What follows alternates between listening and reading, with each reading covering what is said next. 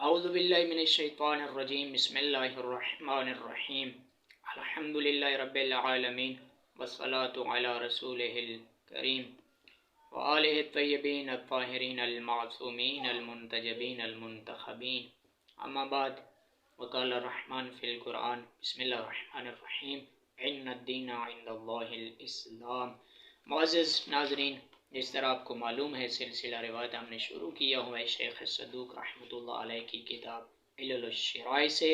تو آج جو ہمارا کلام اور عنوان گفتگو ہے وہ ہے امام جعفر صادق علیہ السلام اور حضرت ابو حنیفہ کے درمیان ایک مکالمہ ہے۔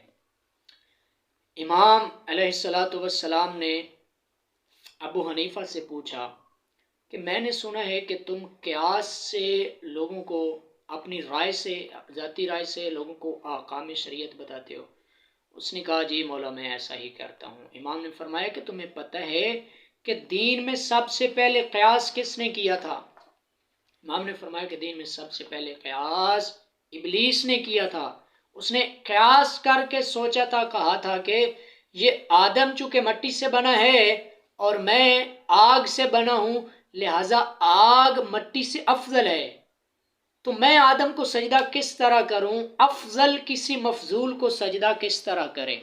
یہ سمجھ اس کو لگ گئی۔ اس نے کہا کہ میں چونکہ آدم سے بہتر ہوں اس لیے آدم کو سجدہ نہیں کروں گا۔ اس نے قیاس کیا تھا، یہ نہیں دیکھا تھا کہ کون کہہ رہا ہے۔ معصوم نے اس کو قیاس سے منع فرمایا، اور اس کے بعد امام نے ایک مکالمہ کیا۔ معصوم نے ارشاد فرمایا کہ پھر مجھے بتا کہ تو اپنے اس سر کے اوپر قیاس کر، اپنے سر کے اوپر قیاس کر، اور مجھے بتا کہ اللہ نے کانوں میں تلخی کو کیوں خلق کیا؟ اللہ اکبر۔ کان میں تلخی، ایک پانی ہوتا ہے، تلخ پانی ہوتا ہے، اس کو کیوں خلق کیا؟ لبوں پر شیرینی پانی کیوں خلق کیا؟ اور ناک میں، آنکھوں میں نمکینی کو کیوں خلق کیا؟ اور ناک میں برودت یعنی یہ بہنے والا جو ایک مادہ ہے اس کو کیوں خلق کیا؟ اب چپ، کیا جواب دیتا جب جانتے کچھ نہیں ہے؟ تو اس کے بعد امام نے ارشاد فرمایا، یہ آج بھی سائنسی حوالے سے ثابت شدہ ہے، جو آج سے 1300-1400 سال 1500 سال پہلے چھٹے امام بیان کر کے گئے تھے۔ میں اس لیے کہتا ہوں کہ اگر سائنس بھی لینی ہے تو وہ بھی اہل بیت کے دروازے سے ملے۔ دنیا کا کوئی علم اور کمال ایسا نہیں ہے جو اہل بیت کے گھر سے نہ نکلا ہو یا نہ ملا ہو یا نہ ملتا ہو۔ قیامت تک جتنے علوم بھی دنیا میں رائج ہیں یا رائج ہوں گے وہ سب کے سب اہل بیت کے گھر سے نکلے ہیں، اور اہل بیت علیہ السلام نے ان کی تعلیم دی ہے۔ اب امام نے ارشاد فرمایا کہ اگر تجھے معلوم نہیں ہے تو میں تجھے خود بتاتا ہوں ان کا علت کیا ہے، اللہ نے یہ سارا کچھ کیوں کیا۔ امام نے ارشاد فرمایا کہ اللہ نے کانوں کے درمیان تلخ پانی اور مادہ اس لیے خلق کیا تاکہ کوئی کیڑا مکوڑا کانوں کے اندر سے داخل نہ ہو جائے، اور جب کوئی داخل ہونے کی کوشش کرے تو وہ تلخ مادہ اور جو کڑوا پانی ہے اس کی وجہ سے اس کیڑے کی موت ہو جائے۔ اگر اللہ ایسا نہ کرتا، تلخ پانی خلق نہ کرتا کانوں میں، تو پھر کیڑے مکوڑے اس کے کانوں میں داخل ہو جاتے اور بنی آدم کو قتل کر دیتے۔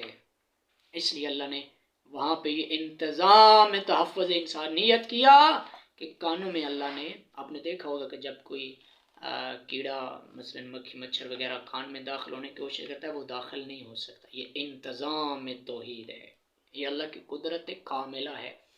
دوسرا امام نے ارشاد فرمایا اللہ نے لبوں میں شیریں پانی اس لیے، میٹھا پانی اس لیے خلق کیا تاکہ انسان میٹھے اور کڑوے پانی میں فرق محسوس کر سکے، کڑواہٹ اور مٹھاس کو پہچان سکے، اسے پتہ چلے کہ کڑواہٹ کیا ہے۔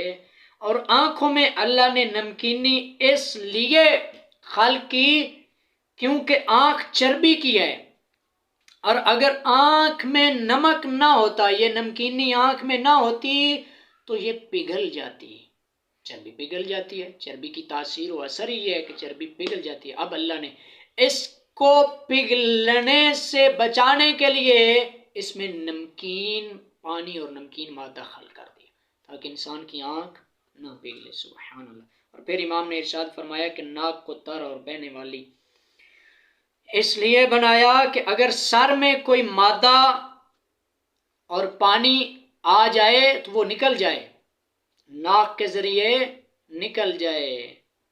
یہ زکام ناک کے ذریعے نکلتا ہے، اس لیے کہ معصوم نے ارشاد فرمایا کہ اگر وہ مادہ انسان کے سر میں جمع ہوتا رہے، دماغ میں جمع ہوتا رہے گا تو انسان مختلف قسم کی بیماریوں میں گرفتار و مبتلا ہو جائے گا اور پھر اس کی موت بھی واقع ہو سکتی ہے. اللہ نے اس سے بچانے کے لیے یہ انتظام کیا کہ اللہ نے اس میں ناک سے بہنے والا ایک نالی لگا دی کہ جو بھی مادہ ادھر سے آئے وہ ناک کے ذریعے انسان کے جسم سے خارج ہو جائے اور میرا بندہ اچھی زندگی گزار سکے.